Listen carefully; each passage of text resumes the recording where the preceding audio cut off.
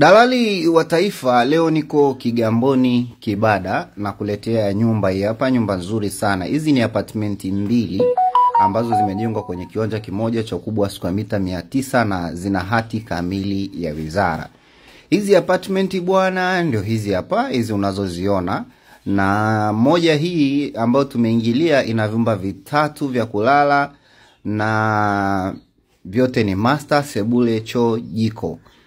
Malafu kuna ya pili ambayo ndio tutakayoingia na space ni kubwa. Kuna ya pili ambayo ndio tutakayoingia. Hii ya pili na yenyewe ina vyumba viwili vya kulala, vyote ni master.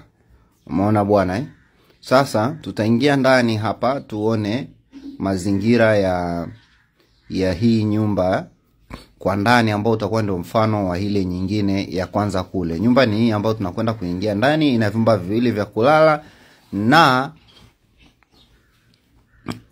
vyumba vyote ni master. Tuingie hapa tujione. Hapa ni sitting room, hiyo ni dining, hiyo hapa unaiona dining. Alafu sitting ni hii hapa. Nyumba nzuri kabisa, unaweza ukapangisha. Afu ina jiko dogo la jiko dogo hilo. Ule ni mlango wa kutokea nje.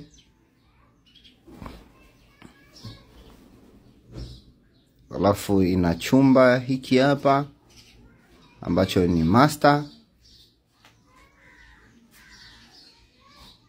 Lakini pia kuna chumba cha pili ambacho ni master. Vyumba vyote vina madirisha mawili ambavyo vinasababisha kunakuwa na hewa.